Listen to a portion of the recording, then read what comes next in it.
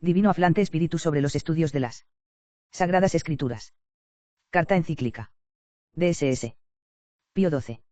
Sobre los estudios de las Sagradas Escrituras. Inspirados por el Divino Espíritu, escribieron los escritores sagrados los libros que Dios, en su amor paternal hacia el género humano, quiso dar a éste para enseñar, para arguir, para corregir, para instruir en la justicia, a fin de que el hombre de Dios sea perfecto y esté pertrechado para toda obra buena. 1.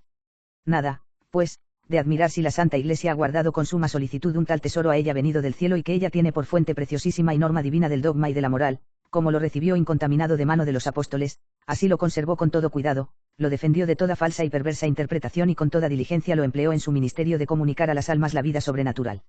De todo ello nos ofrecen claro testimonio documentos casi innumerables de todas las épocas. Pero en tiempos recientes, cuando especiales ataques amenazaron al divino origen y a la recta interpretación de los sagrados libros, la Iglesia con mayor empeño y diligencia tomó su defensa y protección. Por ello, el Santo Concilio de Trento con un solemne decreto prescribió que se han de tener como sagrados y canónicos los libros enteros con todas sus partes, tales como la Iglesia católica acostumbró a leerlos, y se encuentran en la antigua edición Vulgata Latina. 2.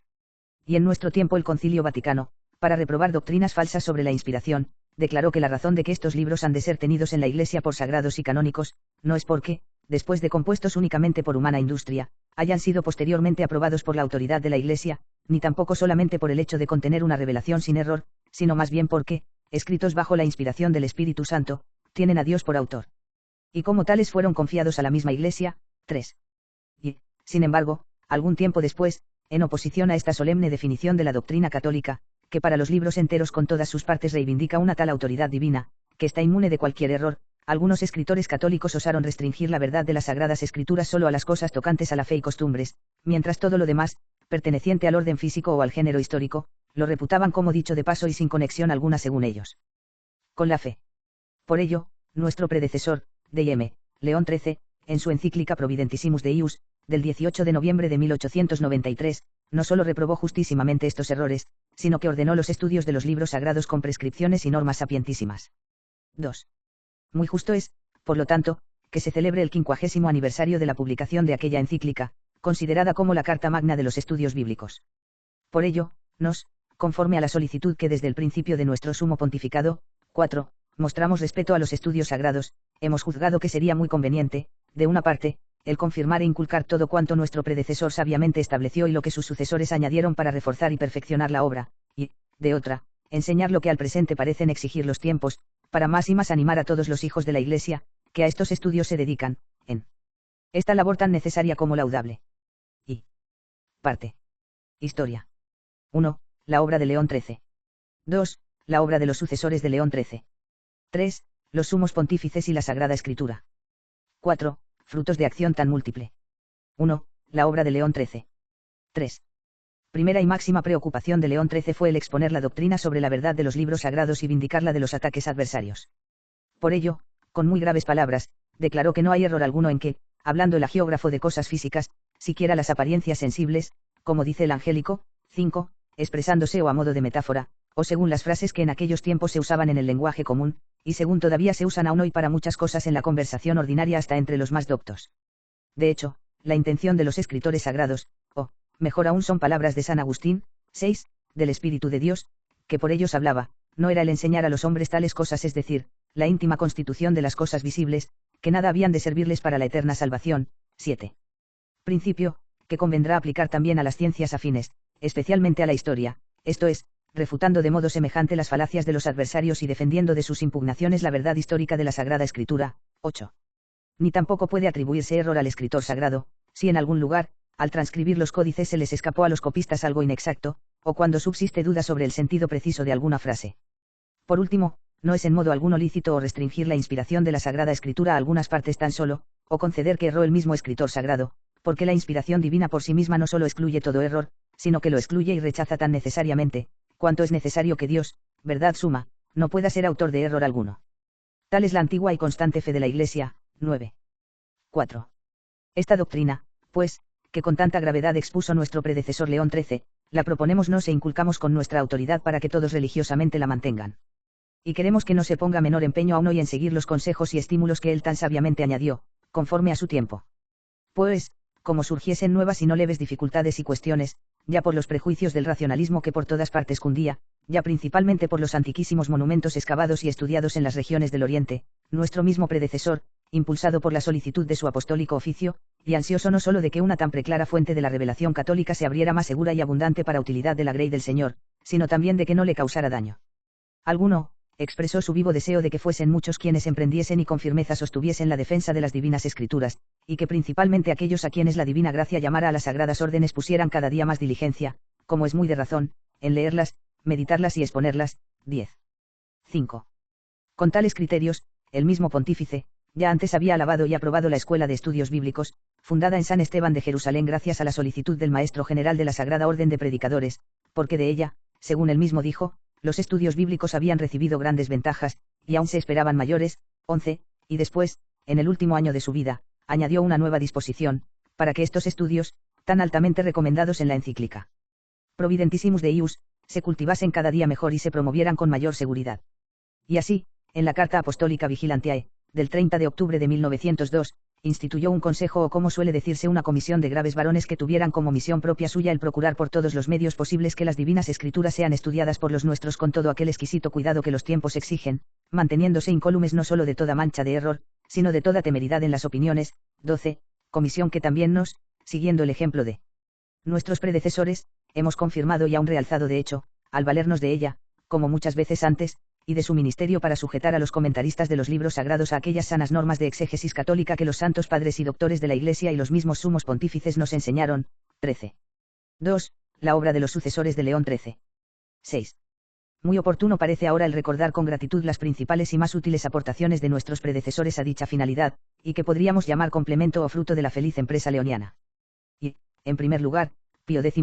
queriendo ofrecer un modo práctico para preparar buen número de maestros, recomendables por la gravedad y la pureza de la doctrina, que en las escuelas católicas interpretaran los sagrados libros, instituyó los grados académicos de licenciado y doctor en Sagrada Escritura, que deberían ser conferidos por la Comisión Bíblica. 14, y luego dio leyes sobre el plan de estudios de la Sagrada Escritura, en los seminarios, con el fin de que los alumnos seminaristas no solo tuvieran un profundo conocimiento de la Biblia, de su valor y de su doctrina, sino que pudieran, más tarde, ejercer convenientemente el ministerio de la divina palabra y defender de todo ataque los libros escritos bajo la inspiración de Dios. 15, y, finalmente, para que en la ciudad de Roma hubiera un centro de altos estudios bíblicos, que con la mayor eficacia posible promoviese la ciencia de la Biblia y de las materias con ella relacionadas, todo ello según el sentir de la Iglesia Católica. Fundó confiándolo a la ínclita Compañía de Jesús el Pontificio Instituto Bíblico, que quiso estuviera provisto de escuelas superiores y de todos los instrumentos tocantes a la erudición bíblica, y le dio sus propias leyes y estatutos, declarando que con ello realizaba el saludable y fructífero propósito de León XIII. 16. 7.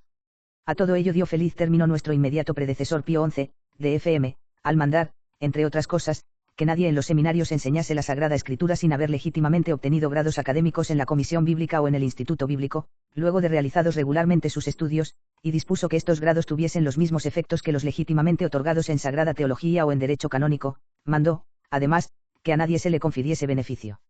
al cual canónicamente estuviera aneja la carga de explicar al pueblo la Sagrada Escritura, si, además de los otros requisitos, no había obtenido la licenciatura o el doctorado.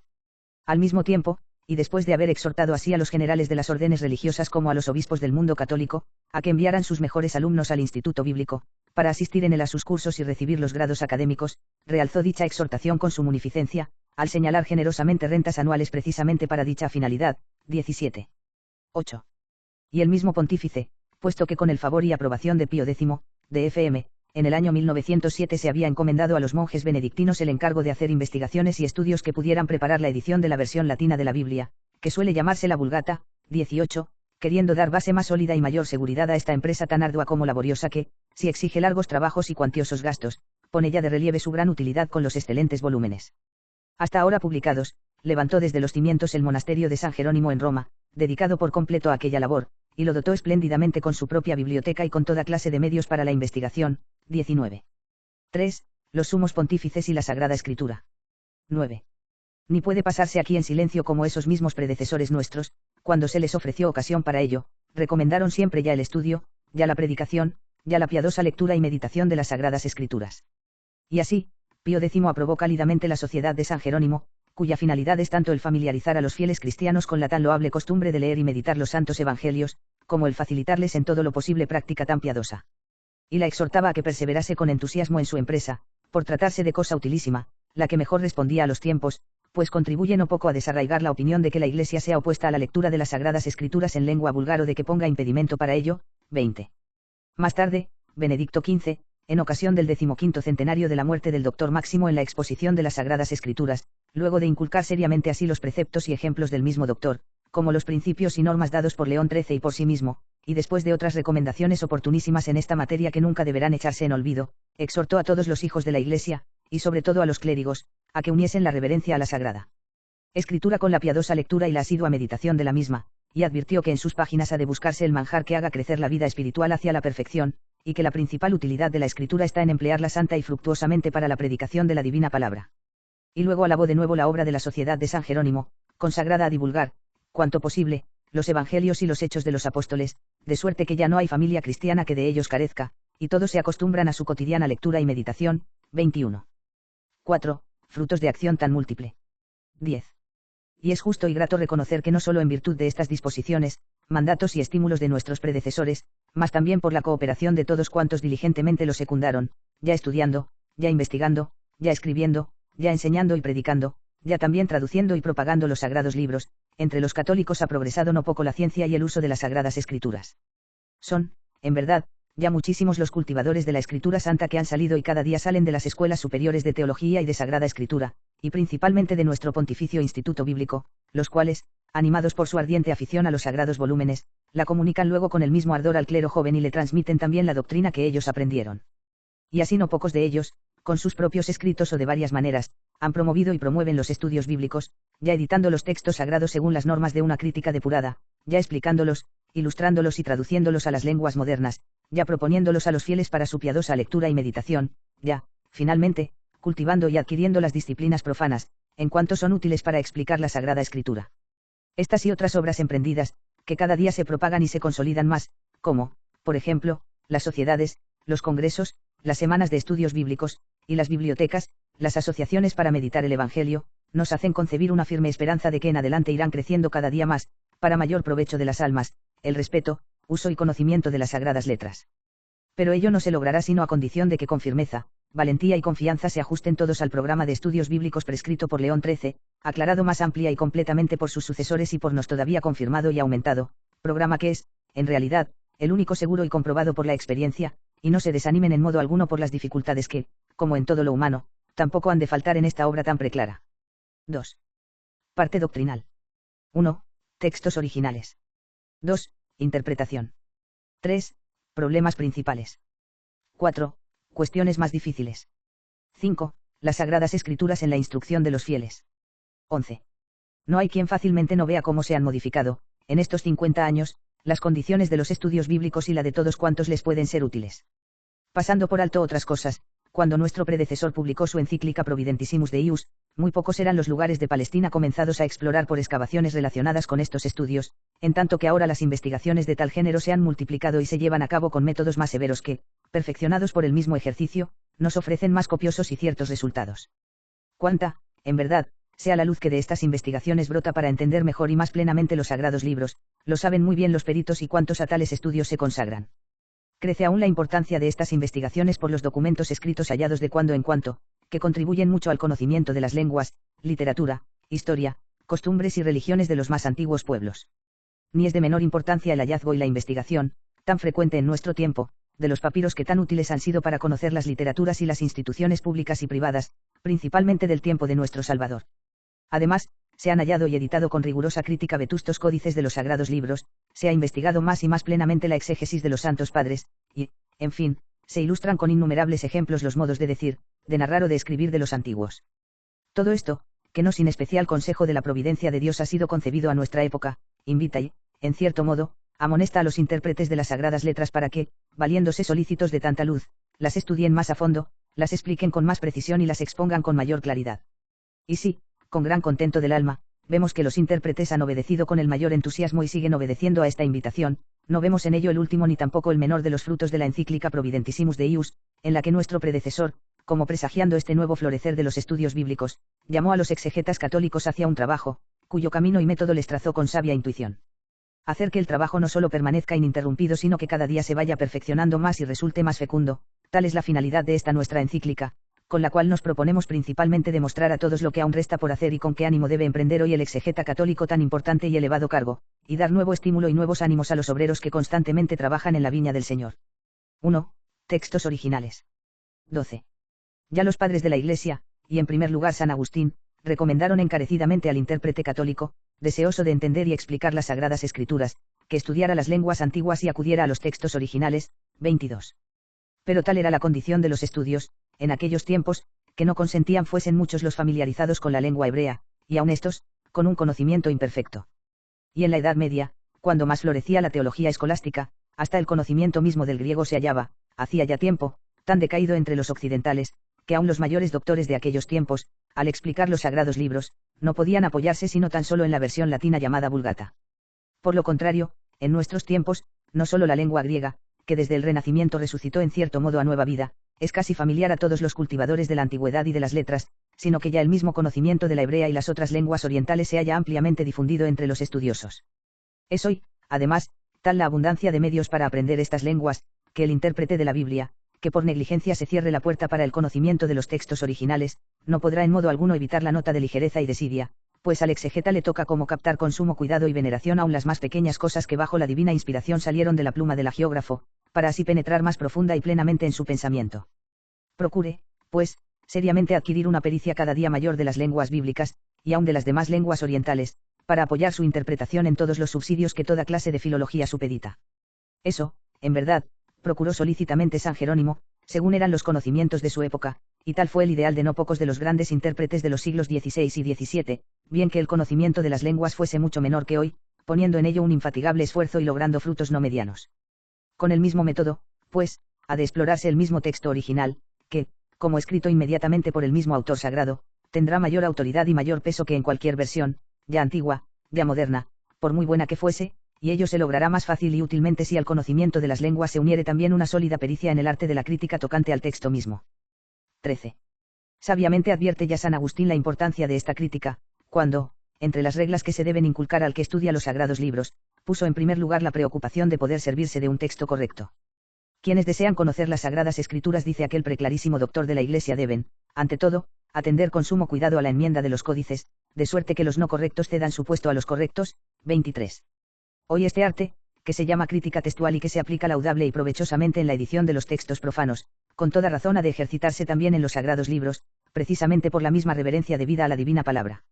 Su propia finalidad es restituir a su primitivo ser el sagrado texto lo más perfectamente posible, purificándolo de las corrupciones en él introducidas por impericia de los copistas y librándolo, cuanto se pueda, de glosas y lagunas, de inversiones de palabras, de repeticiones y otros defectos de la misma especie, que suelen infiltrarse en los textos a través de los muchos siglos. Verdad es que, hace algunos decenios, no pocos empleaban la crítica tan arbitrariamente que a veces podía decirse que con ello trataron de introducir en el sagrado texto sus prejuicios, pero hoy ha llegado a alcanzar ya tal estabilidad y seguridad, que se ha convertido en un insigne instrumento para editar la divina palabra con mayor pureza y esmero, y es fácil descubrir cualquier abuso de la misma. Ni hace falta traer aquí a la memoria porque es claro y sabido de todos los que estudian las Sagradas Escrituras en cuánta estima ha tenido la Iglesia, desde los primeros siglos hasta nuestros tiempos, estos trabajos de la crítica.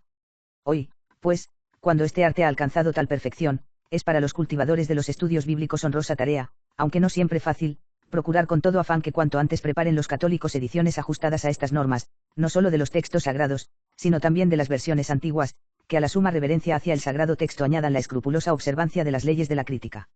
Y sepan bien todos que esta larga labor no solo es necesaria para el recto conocimiento de los escritos divinamente inspirados, imperiosamente la exige, además, la piedad con que debemos mostrarnos sumamente agradecidos al Dios Providentísimo, por habernos enviado estos libros a modo de cartas paternas dirigidas como a sus hijos propios desde la sede de su Majestad. 14. Ni se figure nadie que este uso de los textos primitivos, obtenidos con el empleo de la crítica, se opone en modo alguno a las sabias prescripciones del Concilio Tridentino tocantes a la Vulgata latina. 24. Documentalmente consta cómo los presidentes de aquel concilio recibieron el encargo de rogar, en nombre mismo del concilio, al sumo pontífice y así lo hicieron que hiciera corregir, como mejor fuera posible, ante todo la edición latina, y después también el texto griego y el hebreo, que se publicaran luego, para la mayor utilidad de la Santa Iglesia de Dios. 25.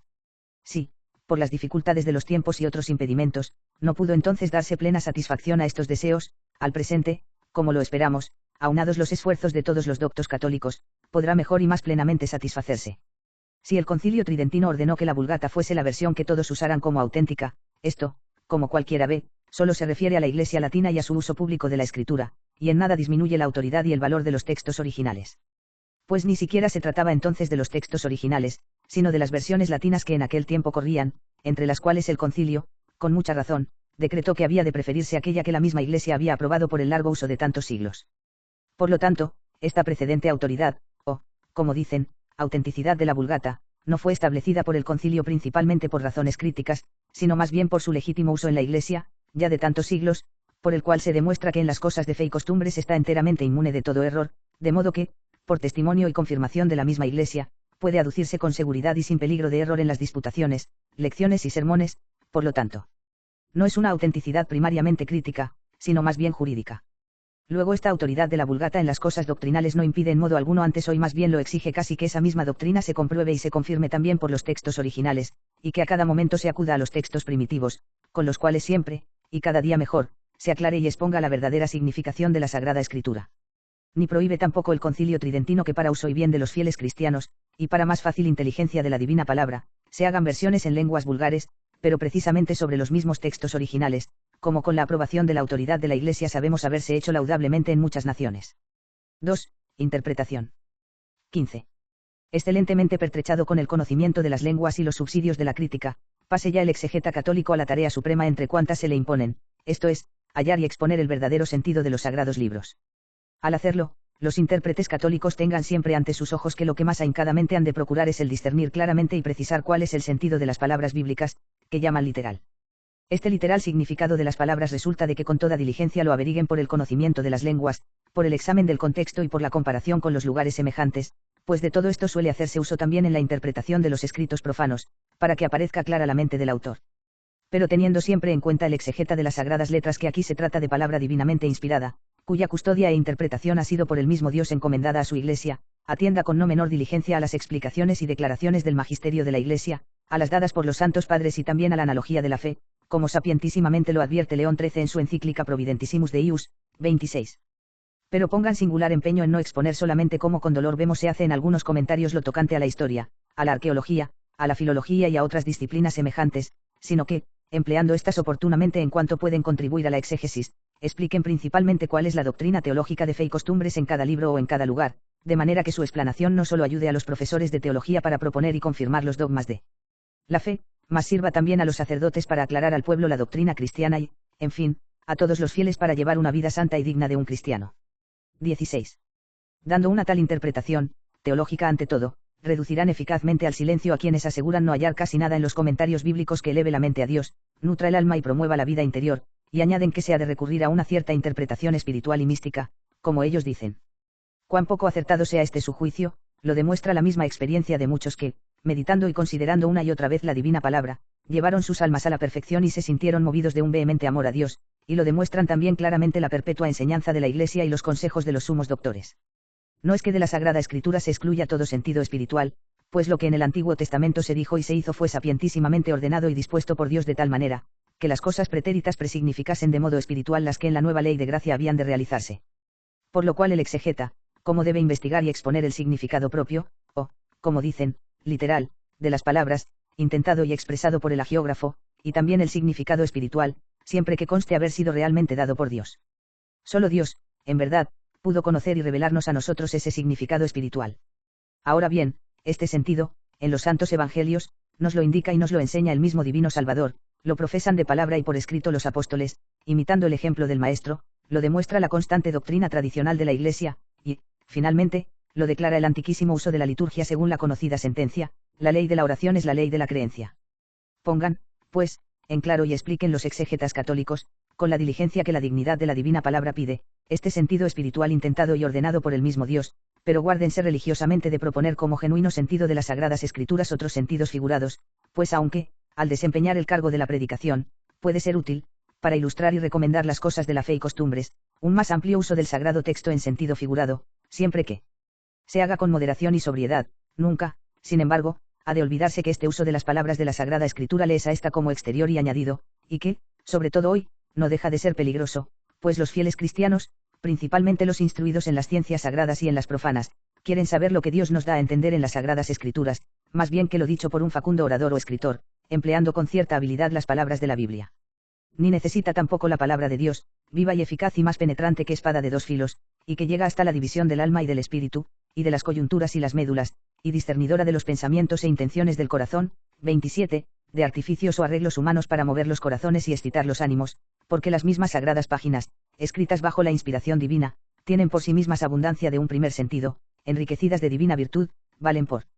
sí, adornadas de soberana hermosura, por si lucen y resplandecen, siempre que el intérprete las explique tan íntegra y fielmente, que saque a luz todos los tesoros de sabiduría y prudencia que en ellas se encierran. 17. Para esto podrá el exegeta servirse muy bien del estudio de las obras en que los santos padres, los doctores de la Iglesia e ilustres intérpretes de las sagradas letras, en tiempos pasados, las expusieron, ya que estos, si a veces estaban menos provistos de erudición profana y del conocimiento de las lenguas que los de nuestro tiempo, se distinguen, sin embargo, dado el oficio que Dios les dio en la Iglesia, por cierta suave perspicacia de las cosas celestiales y por una admirable agudeza de entendimiento, con que íntimamente penetran las profundidades de la divina palabra, y así sacan de ella cuanto puede servir para ilustrar la doctrina de Cristo y promover la santidad de la vida. De doleres, en verdad, que tan preciosos tesoros de la cristiana antigüedad sean demasiado poco conocidos por muchos de los escritores de nuestros tiempos, y que los cultivadores de la historia de la exégesis todavía no hayan llegado a hacer todo lo posible para mejor conocer y más justamente estimar materia tan importante. Ojalá fueran muchos los que, examinando diligentemente los autores y las obras de interpretación católica, a fin de sacar de allí las casi inmensas riquezas que acumulan, contribuyeran eficazmente a que cada día aparezca más claro hasta qué alto grado penetraron ellos en la doctrina de los libros santos, y cuánto la ilustraron, de modo que los intérpretes modernos los tomen como ejemplo y busquen en ellos oportunos argumentos. Se llegará así, por fin, a la feliz y fecunda unión de la doctrina y espiritual suavidad en el decir de los antiguos con la erudición más vasta y el arte más avanzado de los modernos, que producirá indudablemente nuevos frutos en el campo de las divinas letras, nunca suficientemente cultivado, y nunca exhausto. 3. Problemas principales. 18. Es también de esperar que nuestros tiempos podrán contribuir en algo a una más profunda y exacta interpretación de las Sagradas Escrituras, pues no pocas cosas y, entre ellas, principalmente las referentes a la historia o apenas o insuficientemente fueron explicadas por los expositores de los siglos pasados, por faltarles casi todas las noticias necesarias para su ilustración.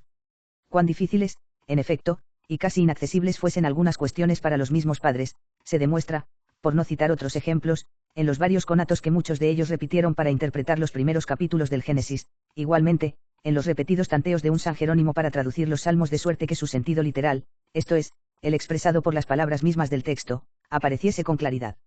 Finalmente, hay algunos libros o textos sagrados, cuyas dificultades de interpretación se han puesto de relieve en la Edad Moderna, es decir, cuando un más exacto conocimiento de los tiempos antiguos hizo presentarse nuevos problemas que nos obligan a un más profundo examen de la materia. Se equivocan, por lo tanto, algunos que, no conociendo bien el estado actual de la ciencia bíblica, se empeñan en que al exegeta católico de nuestros días no le queda nada ya que añadir a cuanto la antigüedad cristiana produjo. Por lo contrario, la verdad es que son tantos los problemas planteados por nuestro tiempo que reclaman nueva investigación y nuevo examen y estimulan no poco la actividad del moderno escriturista. 19. Verdad es que nuestra época acumula nuevas cuestiones y nuevas dificultades, pero también, por favor de Dios, suministra nuevos recursos y subsidios a la exégesis. Entre ellos parece digno de especial mención el que los teólogos católicos, siguiendo la doctrina de los santos padres, y principalmente la del angélico y común doctor, han explorado y expuesto con mayor precisión y sutileza que solía hacerse en los pasados siglos la naturaleza y los efectos de la inspiración bíblica, pues, partiendo del principio de que el escritor sagrado, al escribir su libro, es o instrumento del Espíritu Santo, pero instrumento vivo y racional, observan rectamente que, bajo el influjo de la divina moción, de tal manera hace uso de sus facultades y energías, que por el libro nacido de su acción puedan todos fácilmente colegir la índole propia de cada uno y, por así decirlo, sus singulares características y rasgos. 28. Ha de esforzarse, pues, el intérprete con toda diligencia, sin descuidar luz alguna que hayan aportado las modernas investigaciones, por conocer la índole propia y las condiciones de vida del escritor sagrado, el tiempo en que floreció, las fuentes, ya escritas, ya orales, que utilizó así como el vocabulario por él usado. Así podrá mejor conocer quién fue el agiógrafo y qué quiso significar al escribir. A nadie se le oculta que la suprema norma para la interpretación es precisar y delimitar qué pretendió decir el escritor, como egregiamente lo advierte San Atanasio. Aquí, como conviene hacerlo en todos los otros lugares de la Divina Escritura, debe observarse con qué ocasión habló el apóstol, ha de atenderse con cuidado y exactitud a cuál es la persona a quien escribe y cuál el motivo de que le escriba, no sea que al ignorar tales cosas o al malentender una cosa por otra se aleje del verdadero pensamiento del autor. 29. 20. Pero muchas veces no es tan claro en las palabras y escritos de los antiguos autores orientales, como lo es por ejemplo en los escritores de nuestra época, cuál sea el sentido literal, lo que aquellos quisieron significar no se determina tan solo por las leyes de la gramática o de la filología, ni por el contexto del discurso, sino que es preciso, por decirlo así, que el intérprete se vuelva mentalmente a aquellos remotos siglos del Oriente, y con el auxilio de la historia, de la arqueología, de la etnología y otras disciplinas, discierna y distintamente vea qué género literario quisieron emplear y de hecho emplearon los escritores de aquella vetusta edad. Porque los antiguos orientales no siempre empleaban las mismas formas y los mismos modos de decir que hoy usamos nosotros, sino más bien aquellos que eran los corrientes entre los hombres de sus tiempos y lugares. Cuáles fueran estos, no puede el intérprete determinarlo de antemano, sino solamente en virtud de una cuidadosa investigación de las antiguas literaturas del Oriente.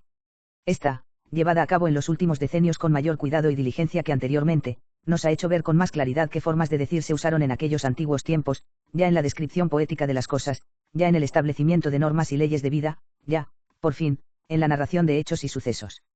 Esta misma investigación ha probado ya con claridad que el pueblo de Israel aventajó singularmente a las otras antiguas naciones orientales en escribir bien la historia, así por la antigüedad como por la fiel narración de hechos, méritos que seguramente proceden del carisma de la divina inspiración y del fin peculiar de la historia bíblica, que es religioso. Sin embargo, también entre los escritores sagrados, como entre los demás antiguos, se hallan ciertas maneras de exponer y narrar, ciertos idiotismos, propios, sobre todo, de las lenguas semíticas, las llamadas aproximaciones, y ciertos modos de hablar hiperbólicos, más aún, a veces hasta paradojas, con las cuales más firmemente se graban las cosas en la mente, cosas todas ellas nada de admirar para quien rectamente sienta acerca de la inspiración bíblica. Porque no hay modo alguno de decir, de que entre los antiguos, principalmente los orientales, solía servirse el humano lenguaje para expresar las ideas, que sea ajeno a los libros sagrados, siempre a condición de que el empleado no repugne a la santidad y verdad de Dios, como ya con su acostumbrada agudeza lo advirtió el mismo doctor Angélico con estas palabras: las cosas divinas se nos ofrecen en la escritura según el modo que los hombres acostumbran a usar. 30. Pues así como el verbo sustancial de Dios se hizo semejante a los hombres en todo, excepto en el pecado. 31, así también las palabras de Dios, expresadas en lengua humana, se hacen en todo semejantes al humano lenguaje, excepto en el error. En esto consiste aquella condescensión de Dios providente que ya San Juan Crisóstomo exaltó sobremanera y que repetidamente afirmó encontrarse en los libros sagrados. 32. 21. Por esto el exegeta católico, para satisfacer a las actuales necesidades de la ciencia bíblica al exponer la Sagrada Escritura, para demostrar y probar que está enteramente inmune de error, válgase también, como es su deber, prudentemente de este recurso, esto es, el de investigar hasta qué punto la forma o género literario, empleado por el hagiógrafo, pueda contribuir a la verdadera y genuina interpretación, y esté persuadido de que esta parte de su oficio no puede desdeñarse sin gran detrimento de la exégesis católica. Pues no pocas veces, para no mencionar sino esto, cuando muchos pretenden reprochar al autor sagrado el haber faltado a la verdad histórica o haber narrado las cosas con poca exactitud, hállase que no se trata de otra cosa sino de aquellos modos nativos de decir y narrar, propios de los antiguos, que a cada paso lícita o corrientemente se acostumbran a emplear en las mutuas relaciones de los hombres. Exige, pues, una justa ecuanimidad, que al hallar tales cosas en la divina palabra, que con palabras humanas se expresa para los hombres, no se les tache de error, como tampoco se hace cuando se hallan en el uso cotidiano de la vida. Conociendo, pues, y exactamente estimando los modos y maneras de decir y escribir de los antiguos, podrán resolverse muchas dificultades que contra la verdad y la fidelidad histórica de las Sagradas Escrituras se oponen, y semejante estudio será muy a propósito para percibir más plena y claramente la mente del autor sagrado. 22. Atiendan, pues, también a esto nuestros cultivadores de los estudios bíblicos con toda diligencia y nada omitan de todo cuanto de nuevo aporten ya la arqueología, ya la historia antigua, ya el conocimiento de las antiguas literaturas, ya cuanto contribuya a penetrar mejor en la mente de los antiguos escritores, sus modos y maneras de discurrir, de narrar y escribir. Y en esto tengan en cuenta aún los católicos seglares que no solo contribuyen al bien de la ciencia profana, sino que merecen bien de la causa cristiana si, como es de razón, se entregan con ahínco y constancia a explorar e indagar las cosas de la antigüedad y a resolver cuestiones de este género, hasta ahora poco claras y conocidas. Pues todo humano conocimiento, aun profano, como de por sí tiene una nativa dignidad y excelencia por ser una cierta participación finita de la infinita ciencia de Dios, recibe una nueva y más alta dignidad y como consagración cuando se emplea para ilustrar con luz más clara las cosas divinas. 4. Cuestiones más difíciles. 23. Por la tan avanzada exploración de las antigüedades orientales de que hemos hablado, por la más cuidadosa investigación de los mismos textos originales, por un más amplio y diligente conocimiento de las lenguas bíblicas y de todas las otras orientales, felizmente, con el auxilio de Dios, se ha logrado que no pocas cuestiones que, en tiempo de nuestro predecesor, D.M. León XIII, suscitaban los críticos ajenos a la Iglesia y hasta hostiles a ella contra la autenticidad, antigüedad, integridad y fidelidad histórica de los libros sagrados, hoy han quedado eliminadas y resueltas. Los exegetas católicos, usando rectamente las mismas armas de la ciencia, de que no pocas veces abusaban los adversarios, de una parte han hallado interpretaciones conformes a la doctrina católica y al genuino sentir de nuestros mayores, y de otra parecen haberse al mismo tiempo capacitado para resolver las dificultades que las nuevas exploraciones o los nuevos hallazgos suscitaren o las que, para su resolución, dejó la antigüedad a nuestra época. De ahí ha resultado que la credibilidad de la Biblia y su valor histórico, debilitados hasta cierto punto en algunos a causa de tantos ataques, hoy se hallan plenamente restablecidos entre los católicos por completo, y hasta no faltan escritores, aún no católicos, que después de investigaciones emprendidas con sobriedad y ecuanimidad han llegado a abandonar los prejuicios de los modernos para volverse, siquiera en algunos puntos, a las antiguas sentencias.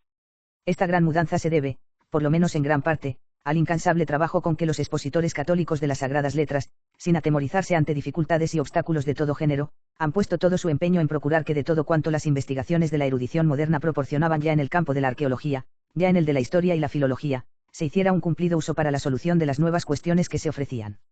24.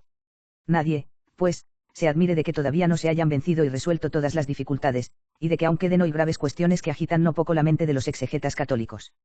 Mas no hay que acobardarse por ello, no se olvide que en las humanas disciplinas acontece algo muy semejante a lo que sucede en las cosas naturales que, luego de comenzadas, crecen poco a poco, y solo después de muchos trabajos se recogen los frutos. Así ha sucedido precisamente en ciertas cuestiones que en los tiempos pasados no habían sido resueltas y estaban como en suspenso, pero, al fin, con el progreso de los estudios han sido felizmente resueltas en nuestros tiempos.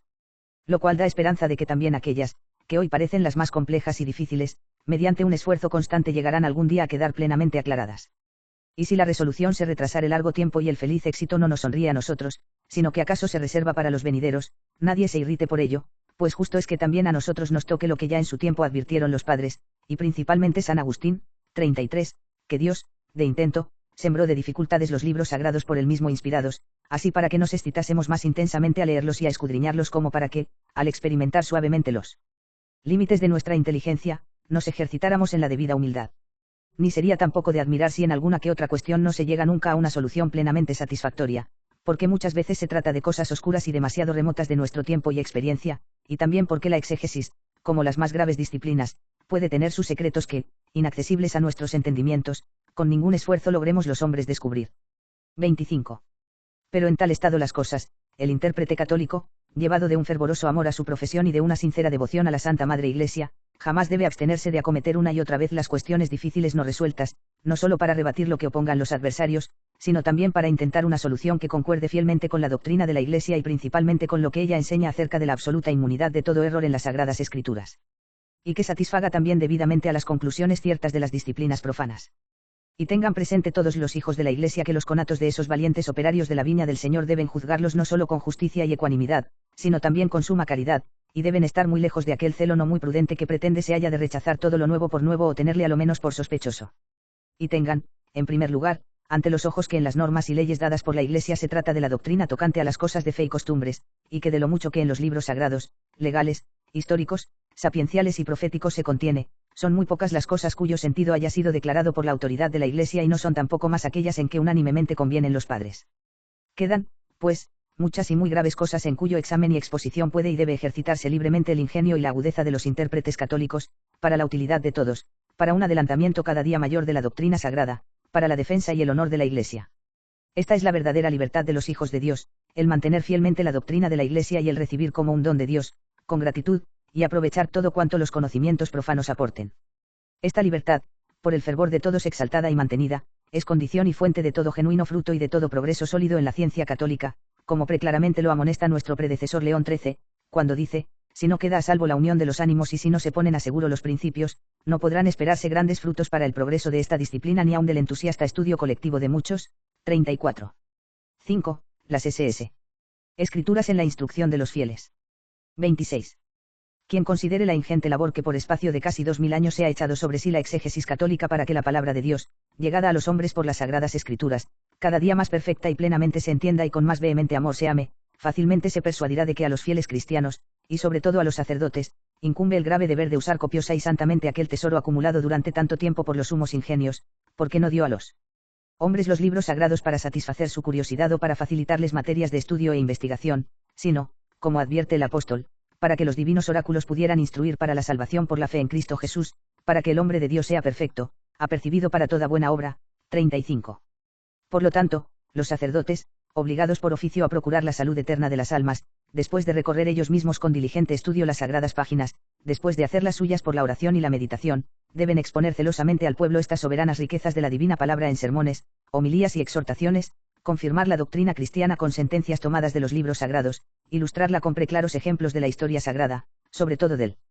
Evangelio de Cristo nuestro Señor, y todo esto, evitando con cuidado y diligencia aquellos sentidos acomodaticios que sugiere el propio individual arbitrio y se toman de cosas muy ajenas al asunto. Esto no es usar, sino abusar, de la divina palabra. Expónganlo con tanta elocuencia, con tanta distinción y claridad, que los fieles no solo se muevan y enciendan a ordenar rectamente su vida, sino a concebir una suma veneración hacia la Sagrada Escritura. Por lo demás, procuren los prelados acrecentar y perfeccionar cada día más esta veneración en los fieles a ellos encomendados, promoviendo cuanto emprendan aquellos varones, que, llenos de espíritu apostólico, laudablemente procuran excitar y fomentar entre los católicos el conocimiento y el amor de las Sagradas Escrituras. Fomenten, pues, y ayuden a las asociaciones piadosas, cuyo propósito sea difundir, entre los fieles, ejemplares de las Sagradas Escrituras principalmente de los Evangelios, y procurar con todo ahínco que se haga bien y santamente su cotidiana lectura en las familias cristianas, recomienden eficazmente de palabra y de obra, cuando las leyes litúrgicas lo permitan, las Sagradas Escrituras, que hoy, con la aprobación de la autoridad de la Iglesia, se hayan traducidas a lenguas vulgares, y tengan ellos, o hagan que las tengan otros sagrados oradores muy peritos, disertaciones o lecciones públicas en asuntos bíblicos. Todos los sagrados ministros den su ayuda, en la medida de sus fuerzas, a las revistas periódicas que con tanta loa y fruto se publican en varias partes del orbe, ya para tratar y exponer científicamente estas cuestiones, ya para acomodar los frutos de estas investigaciones, bien al sagrado ministerio, bien a la utilidad de los fieles, y divúlguenlas convenientemente entre los varios órdenes y clases de su grey. Y estén bien persuadidos todos los sagrados ministros de que todo esto y todo lo demás que, a este propósito, invente el celo apostólico y el amor a la divina palabra, ha de ser para ellos mismos un auxiliar eficaz en su apostolado junto a las almas. 27. Pero a nadie se le oculta que todo esto no pueden hacerlo bien los sacerdotes, si ellos antes, durante su permanencia en el seminario, no han bebido este activo y perenne amor a la Sagrada Escritura. Por lo tanto, velen con diligencia los prelados, a quienes incumbe el paternal cuidado de sus seminarios, para que tampoco en esto se omita nada de cuanto pueda conducir a la consecución de este fin. Y los profesores de Sagrada Escritura den en los seminarios toda la enseñanza bíblica, de tal manera, que armen a los jóvenes, que se forman para el sacerdocio y para el ministerio de la divina palabra, con el conocimiento y el amor de las divinas letras, pues sin ellas no se pueden obtener frutos abundantes de apostolado. Por lo cual, la exposición exegética ha de ser principalmente teológica, evitando inútilmente disputas y omitiendo todo aquello que sea fuente de vana curiosidad más bien que fomento de verdadera doctrina y de piedad sólida. Propongan el sentido llamado literal, y principalmente el teológico, con tanta solidez, explíquenlo con tanta maestría, incúlquenlo con tal fervor, que sus alumnos lleguen a experimentar en cierto modo lo mismo que los discípulos de Jesucristo cuando, yendo a Emaús, al oír las palabras del Maestro, exclamaron, no ardía, en verdad, nuestro corazón en nosotros mientras nos explicaba las Escrituras. 36. De este modo serán las divinas letras para los futuros sacerdotes de la Iglesia pura y perenne fuente de vida espiritual para cada uno, así como alimento y robustez del sagrado ministerio de la predicación que sobre sí han de tomar. Y si en verdad llegaren los profesores de esta gravísima disciplina a conseguir esto en los seminarios, con santa alegría tengan la persuasión de haber contribuido grandemente a la salud de las almas, al adelantamiento de la causa católica, al honor y gloria de Dios, cumpliendo con ello una labor íntimamente unida a los deberes del apostolado. 28. Todo esto que hemos dicho, venerables hermanos y amados hijos, si bien es en todo tiempo necesario, urge sin duda mucho más en los luctuosos nuestros, cuando pueblos y naciones se sumergen casi todos en un piélagos de calamidades, mientras la dura guerra acumula ruinas sobre ruinas, muertes sobre muertes, y cuando, excitados hasta la exacerbación los mutuos odios de los pueblos, con sumo dolor vemos que en no poco se extingue no ya el sentimiento de la cristiana benignidad y caridad, sino aún el de la misma humanidad. A estas mortales heridas de la humana convivencia, ¿quién podrá poner remedio sino solo aquel a quien el príncipe de los apóstoles, lleno de amor y confianza, invoca con estas frases, ¿a quién iremos, Señor? Tú tienes palabras de vida eterna. 37. Luego es necesario que por todos los medios trabajemos para hacer que todos vuelvan a este nuestro misericordiosísimo Redentor, pues Él es el divino consolador de los afligidos, el quien a todos ya presidan con pública autoridad, ya estén sujetos con el deber de la obediencia y la sumisión enseña la verdadera probidad, la íntegra justicia y la caridad generosa, Él, en fin, y solo Él, quien puede ser fundamento y defensa de la paz y la tranquilidad. Pues nadie puede poner otro fundamento fuera del que puesto está, que es Cristo Jesús. 38. Y a este Cristo, autor de la salud, tanto más plenamente le conocerán los hombres, tanto más intensamente le amarán, tanto más fielmente le imitarán, cuanto más movidos se sientan al conocimiento y a la meditación de las Sagradas Escrituras, principalmente del Nuevo Testamento. Pues, como dice San Jerónimo, ignorar las Escrituras es ignorar a Cristo. 39. Y si algo hay en esta vida que sostenga al varón prudente y le persuada a permanecer ecuánime entre las apreturas y tormentas del mundo, creo que más que todo es la meditación y la ciencia de las Escrituras. 40. Porque de ellas sacarán, los que se ven fatigados y oprimidos por la adversidad y la desgracia, verdaderos consuelos y divina virtud para padecer y sufrir con paciencia. En ellas en los santos evangelios se nos muestra a todos Jesús, sumo y acabado ejemplar de justicia, de caridad y de misericordia, y se le abren al género humano, desgarrado y trepidante, las fuentes de aquella divina gracia, preterida la cual y desconocida, no podrán los pueblos ni sus directores iniciar ni establecerla. Tranquilidad de los estados ni la concordia de los espíritus, en ellas finalmente, todos aprenderán a conocer a Cristo que es la cabeza de todo principado y potestad, 41, y que se ha hecho para nosotros sabiduría de Dios y justicia y santificación y redención, 42. 29. Expuestas, pues, y recomendadas estas cosas referentes a la necesidad de adaptar los estudios escriturísticos a las necesidades del día, resta ya, venerables hermanos y amados hijos, no solo felicitar con ánimo paternal a todos y cada uno de los devotos hijos de la Iglesia que fielmente siguen su doctrina y obedecen sus normas, por haber sido llamados y elegidos a cargo tan excelso, sino alentarlos también a que con fuerzas cada día renovadas sigan con todo empeño y cuidado cumpliendo la obra felizmente comenzada. Cargo excelso decimos, pues qué cosa hay más sublime que escudriñar, explicar, exponer a los fieles y defender contra los infieles la palabra misma de Dios, dada a los hombres por inspiración del Espíritu Santo.